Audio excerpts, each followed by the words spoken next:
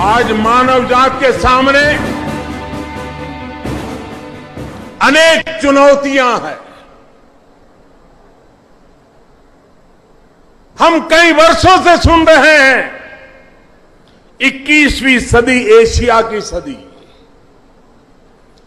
और 21वीं सदी एशिया की सदी बने, इसके लिए हर प्रकार की संभावनाएं हैं, हर प्रकार की शक्तियां मौजूद है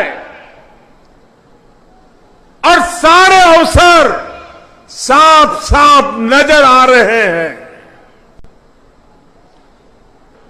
एशिया के सभी देश 21वीं सदी एशिया की बने, हर देश अपना योगदान देने के लिए भरसक प्रयास कर रहा है। लेकिन एक देश एशिया में ऐसा है जो 21वीं सदी एशिया की न बने, पूरा एशिया रक्त रंजित हो, पूरा एशिया आतंकवाद की चपेट में आ जाए, खून खराबा हो, निर्दोष लोग मौत के घाट उतार दिए जाए, उसके षड्यंत्र करने में पूरी तरह लगा हुआ है। एशिया के अंदर जहां जहां आतंकवाद की घटनाएं घट रही हैं, हर देश एक ही देश को गुनहगार मानता है। सवाल सिर्फ भारत का नहीं है, यही एक देश है जो चारों तरफ आतंकवाद को एक्सपोर्ट करने में लगा हुआ है। अफगानिस्तान हो, बांग्लादेश हो, अड़ोस पड़ोस के और देश हो, सब दूर।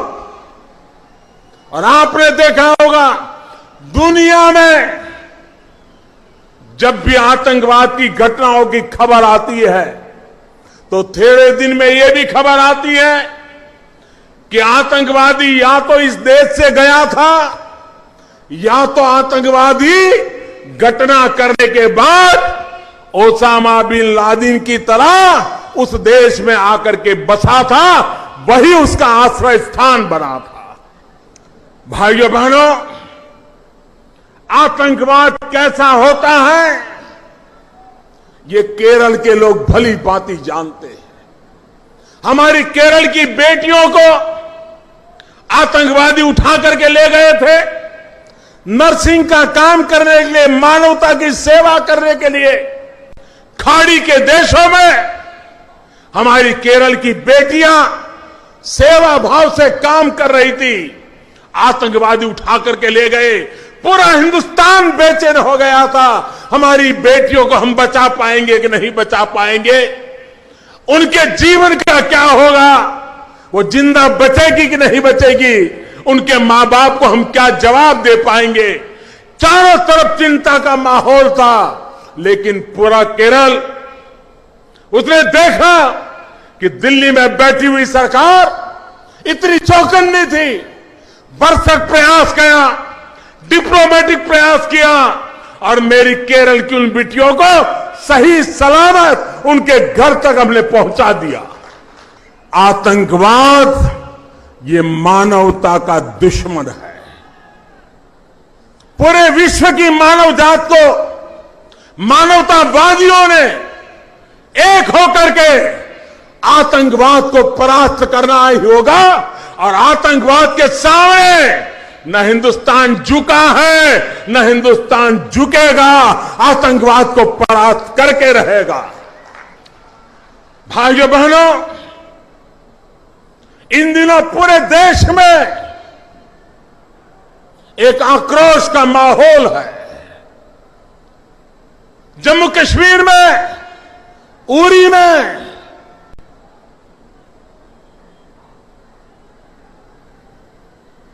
हमारे पड़ोसी देश ने जो एक्सपोर्ट किए हुए टेररिस्टों ने हमारे 18 जवानों को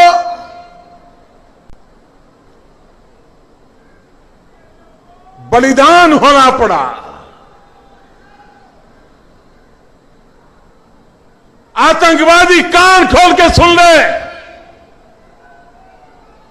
यह देश इस बात को कभी भूलने वाला नहीं है। मेरे प्यारे भाइयों बहनों, पिछले कुछ महीनों में 17 बार ये पड़ोसी देश ने जो टेररिस्ट एक्सपोर्ट किए थे, 17 बार अलग अलग गुट, कभी 4 की संख्या में, कभी 6 की संख्या में, सीमा पार करके इन फिदायिन हमलावरों ने इसको तहस नहस देश को करने का प्रयास किया। लेकिन हमारी सेना, जाबाज सेना ने पिछले कुछ ही महीनों में इन 17 प्रयासों को विफल किया।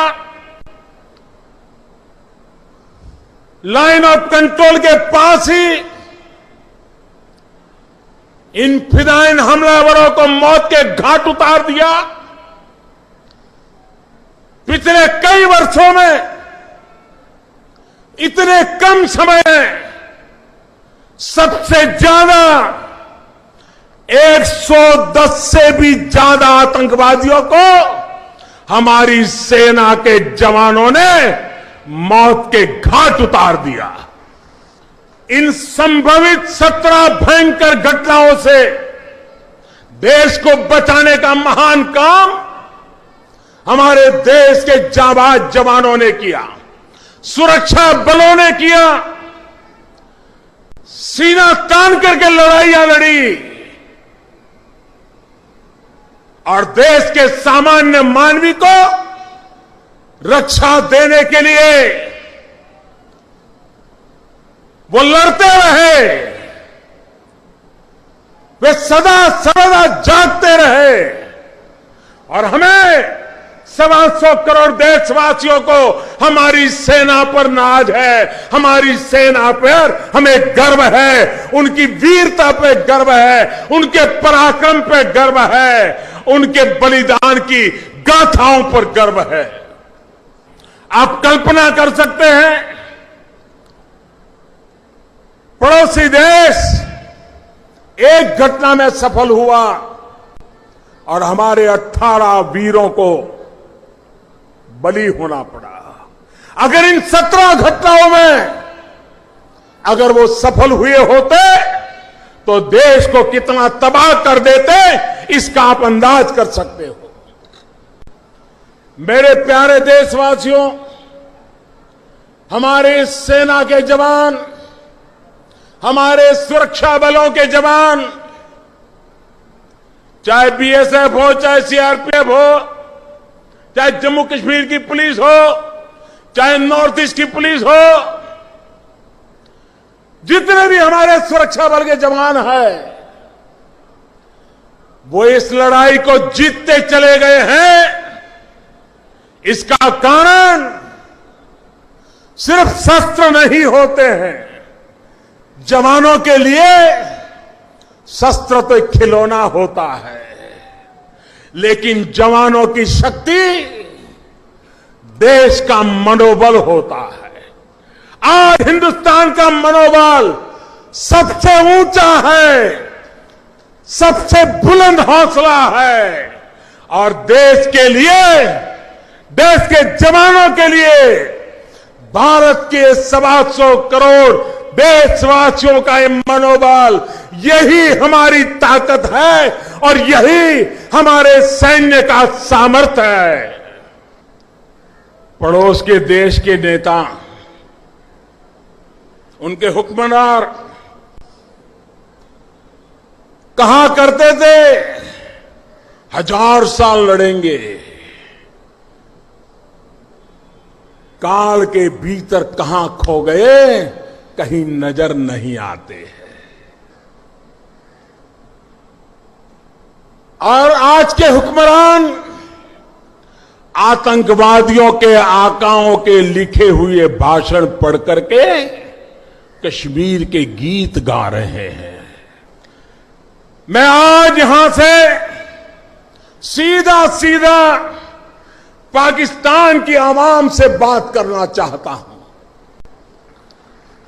उन हुक्मरानों से जो आतंकवादियों के आकाओं के लिखे हुए भाषण पढ़ते हैं,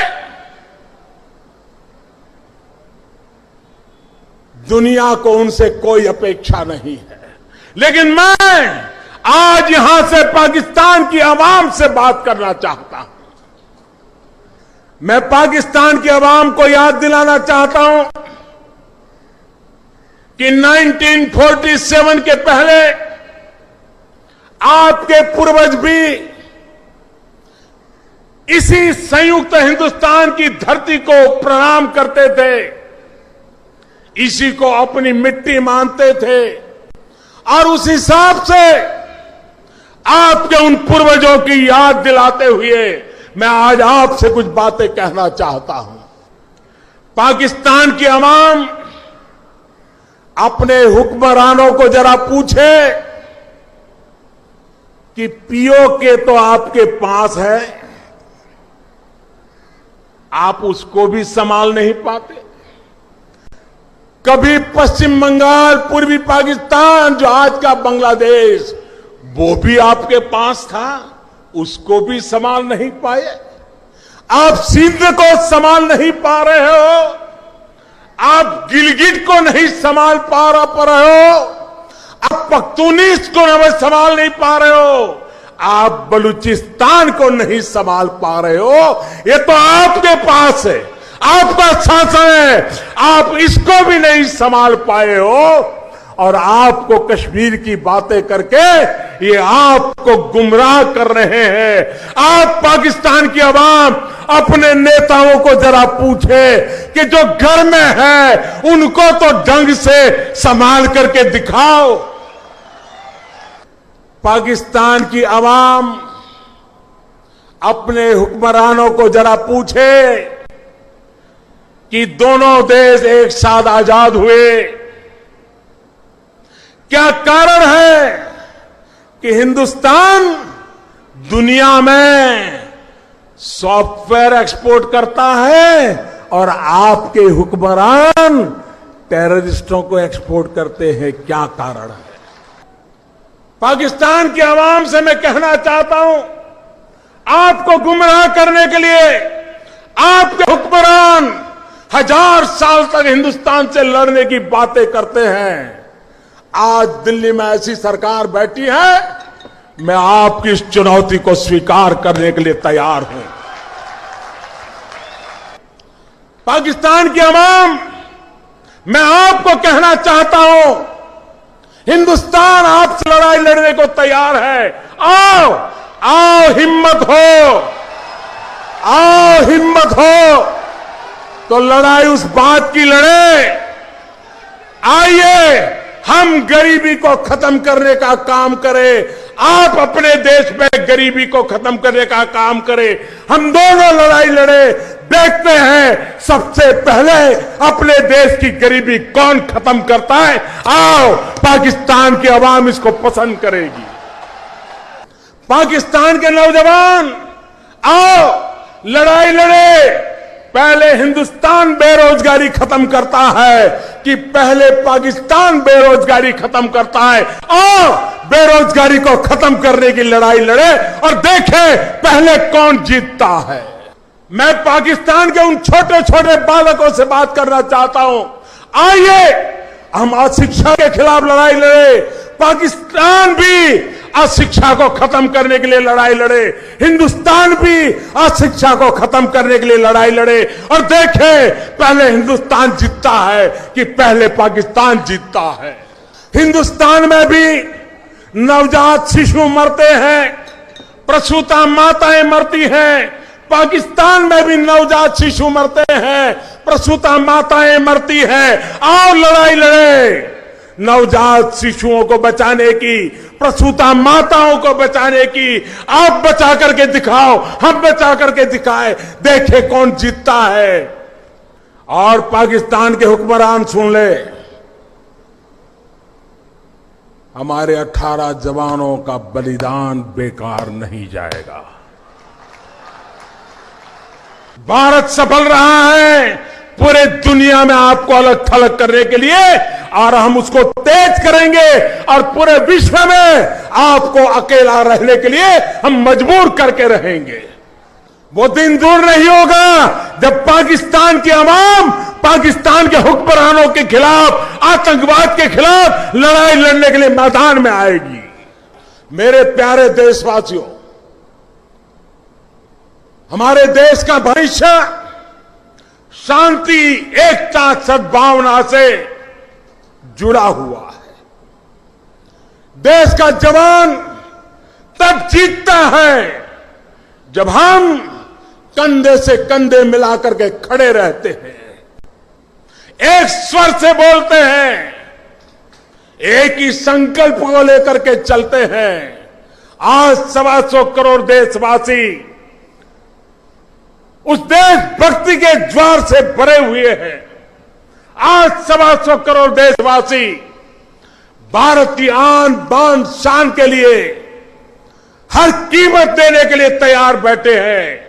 और इसलिए भाइयों बहनों, मैं भारत के उज्जवल भविष्य को देख रहा हूं, भारत में सुख चैन की जिंदगी देख रहा हूं, और उसके लिए हम सब मिलकर के सफल होंगे, ये मैं आपको विश्वास दिलाता हूं।